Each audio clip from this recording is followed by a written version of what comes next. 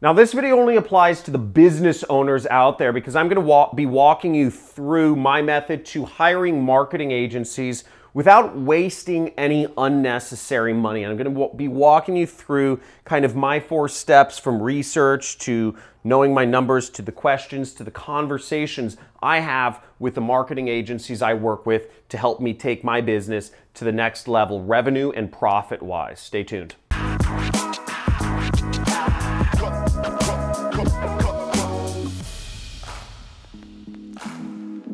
Now, I don't play around in my business. I don't like losing money, and I don't like doing a lot of work. I don't have any employees that work for me. I have 0 employees that work for me, and we do $3.4 million per year. Now, to be able to do that sort of numbers, you have to have a lot of people that, I mean, even though they're not my employees, I need a lot of help. And that's why I work with a lot of different marketing agencies to help advertise my company, manage other aspects of all the stuff related to running a business here. Now, the way I start is I start everything with competitor research. I don't hire a company unless I know they're working with my competitor who's more successful than me.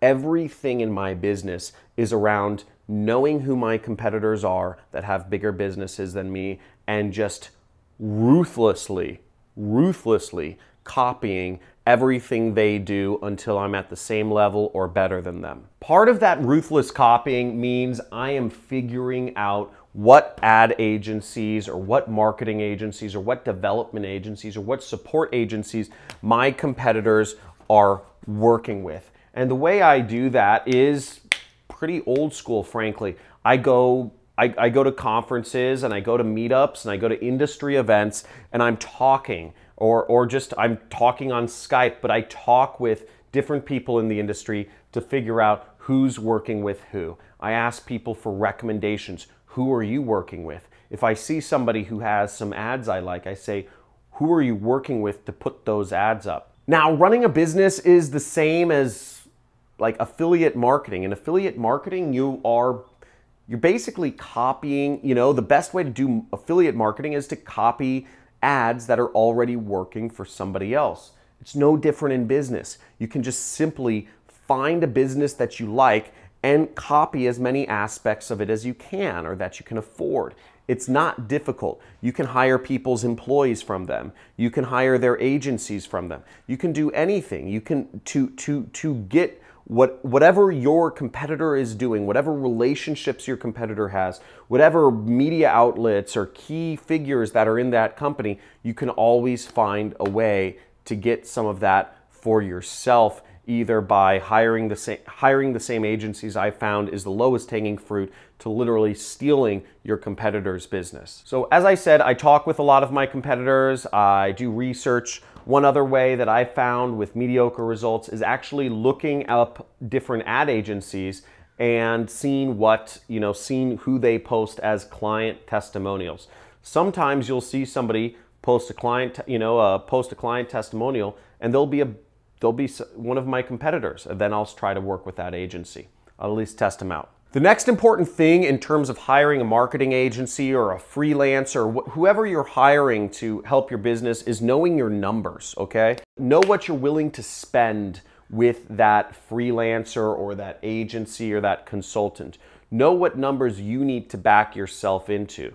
Now, for my business, I'm willing to spend up to $20,000 per marketing agency I work with. But again, I'm only looking to work with a very specific type of marketing agency, and they need to have been working with one of my competitors and produced results for them.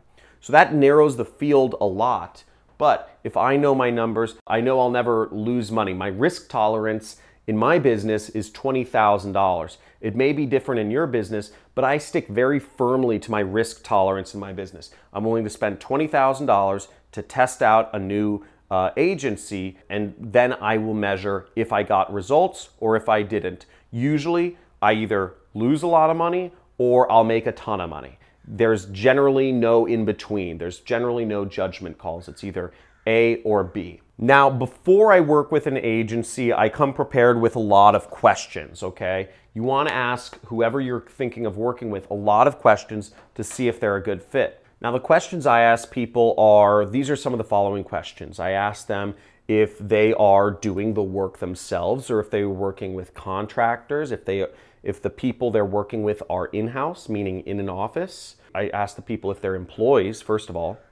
An employee means they're working only for this person, or if they're contractors. And if an ad agency I'm hiring is working with contractors, it means the people they're working with can work for anyone. I give preference to people who are working with employees, meaning that it means the agency has a stable business and they are working exclusively with certain people that I wouldn't be able to work with otherwise. The other question I ask people is, how much is their largest client spending with them per month? Or a variation of that is, for non-marketing agencies, is what are the results that their largest client is getting with them as a direct result of their work?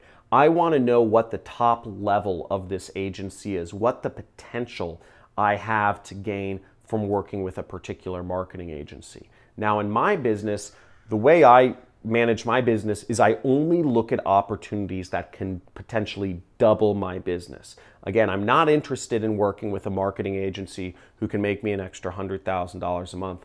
I'm only interested in working with marketing agencies that can make me an extra $500,000 per month in gross revenue. That's very important to me. So that narrows the field, and that means I'm only working with agencies in certain fields of marketing. Now, I also ask the agencies I'm working with, who are their other clients that are similar to me? Again, this is sort of a loaded question because oftentimes I've already done my research and I already know or have heard of that they are working with a similar client to mine or one of my competitors. I look to verify that information and see if they actually name that they're working with a competitor of mine, because that's important to me. Again, I want to work with people who are doing effective advertising in the same field as me.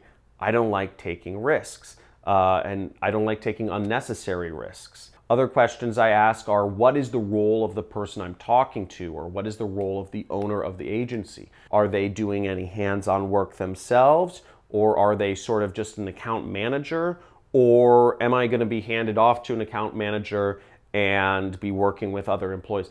I just like to have an idea of, it doesn't matter to me whether or not the person is, that I'm talking to, the salesperson or the owner of the agency necessarily does the work, but I like to have a clear idea of the roles of everyone in the agency so I know who's doing the work and who's not doing the work. Other questions to ask are the fee structure. I usually leave that to the end because people are kind of like iffy about the fee structure. Now, usually that, the cost of working with somebody is like the biggest factor that people are scared about. For me, cost it's a very simple decision for me. It's either, I come prepared. Remember, I'm coming to the table with a number in mind. I know I'm willing to tolerate spending up to $20,000.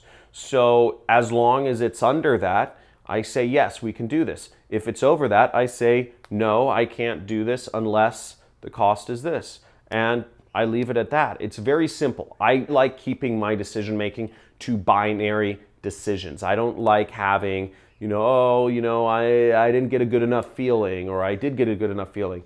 The way I do decision-making is just binary. Either it falls within my parameters or it doesn't, and it makes life a lot easier for me that way.